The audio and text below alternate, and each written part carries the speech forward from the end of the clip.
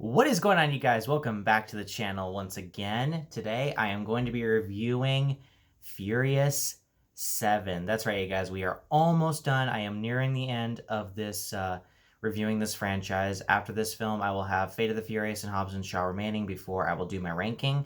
So guys, let's get started. Furious 7 basically picks up maybe just a couple of months or so, or even maybe weeks after the previous film had left off. This movie was directed by James Wan, who you guys might know is the creator of Saw and Dead Silence, and he also directed Aquaman, which was pretty surprising.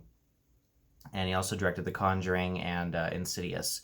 So this film basically picks up where just a few weeks after where the previous film left off, and Shaw's brother, played by Shaw was basically the bad guy from Fast and Furious 6. His brother, played by Jason Statham, is out for revenge against Dom when he finds out about what happened in the previous movie. And then there's a government agent played really well by Kurt Russell, who wants the crew to rescue a kidnapped hacker, a computer hacker, who developed a new surveillance program that could be great for society. So guys, this film is what many people consider to be the best in the franchise, aside from Fast 5. And there is a lot that I have to say about this movie, because there is so much stuff surrounding this film. And guys, I'm going to have to get into it at some point. As if any of you don't know this, and I'll be surprised if you don't. So I really recommend you should see the film, because the film is fantastic. For those of you who may not know, after Fast and Furious 6 was released, about 6 months after that, when they were making Furious 7, Paul Walker was killed in a fiery car accident. And everybody knows that we have that tribute to him at the end of this movie, and they had a really hard time figuring out how they were going to make this movie after his death occurred. And I'm just going to say this right now, you guys. I'm going to definitively say this right now. There is not one thing I'm going to say negative about this film that involves Paul Walker or anything surrounding him. Nothing whatsoever. There is not one thing about this film that I'm going to say is a flaw because of Paul Walker, because that's not the movie's fault. And now a lot of people can say, well, can't you at least flaw something? I don't want to. And I'm not going to. Because you guys, with this film, after Paul Walker died, they had to figure out a way to keep his character around. And they did something in this film that I'm actually very glad about, because there is something that Hollywood has been doing for quite a while that kind of pisses me off. Usually when a certain actor dies in a movie or a franchise, they will bring that person back for like another film, and then they'll kill off that actor or that character in the following movie. And it's like, come on, that's like they had no real respect for that character, which really pisses me off. So here they did not do that. Instead, if you guys don't know, if you haven't seen F9 yet, you know that Paul Walker's character, Brian O'Connor, is still alive. But with Paul Walker dead, they had to figure out a way to let his character leave the crew without disrespecting him. And that's one thing I love about this movie. I love how they brought that tribute to Paul Walker, and I love how they decided to, okay, we're not going to kill his character off. We're just going to like send him off, and like, we're going to have him going off in a different direction, so that way it's more respectful to him. And that's one thing, and that is my favorite thing about this movie, is the way that they basically tributed Paul Walker. They brought back footage from the previous Fast and Furious films that I thought was amazing. I loved it.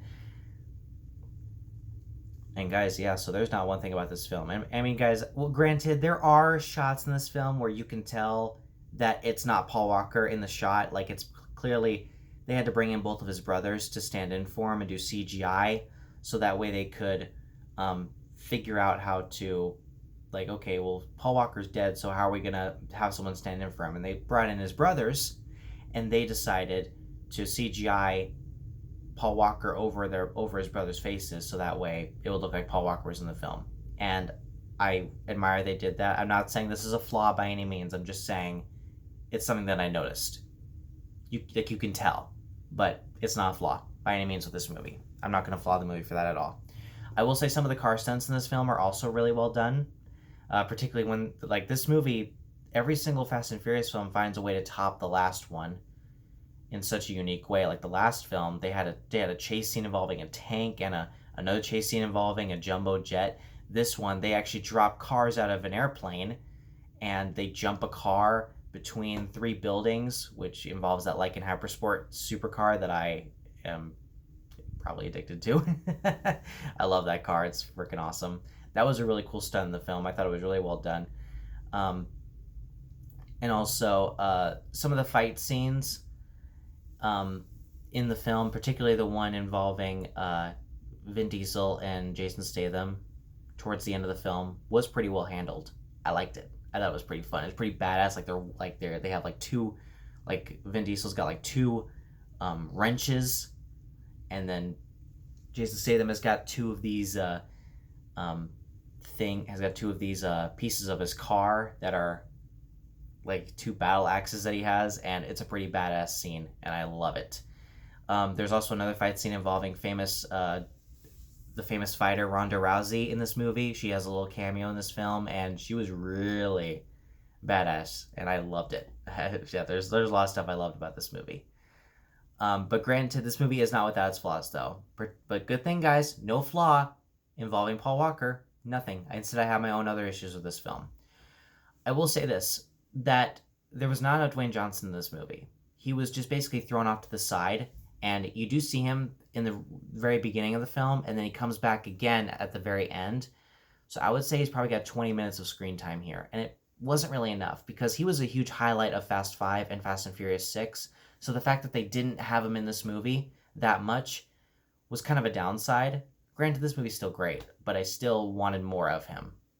So it's like they didn't know what to do with him right away. So it's like, you know what? We're just going to have to put him off to the side, put him in the hospital. And they did. So I was like, okay, whatever. But it was still kind of upsetting for me. Another thing is that I'm going to be honest here, and this is just like, if you guys want to hate me for this, that's fine. But if you guys like, just don't be dicks about it. The car stunts in this film, in my opinion, are a tad step down from the previous 2 films. Just a tad. Just by razor thin, they're a step down. And that was something that, it's not a big issue with me because I still love this film and I love the car stunts. But granted, for me, they're just a little bit of a step down. Maybe that was a budgetary thing. Maybe they just wanted to not take it too far. But guys, either way, I freaking love this movie. I honestly think that anybody should watch it. The tribute to Paul Walker was amazing. Before I forget, I also forgot to mention the song tribute to Paul Walker, See You Again by Wiz Khalifa. Great song. I am practically addicted to that song, and I love it. So guys, thank you very much for watching. Look forward to the Fate of the Furious, which I will release pretty shortly. Guys, I am going to give Furious 7 a B+. So guys, thank you very much for watching. Look forward to my review for Fate of the Furious. Please like, subscribe, share with your friends, and I'll see you guys next time.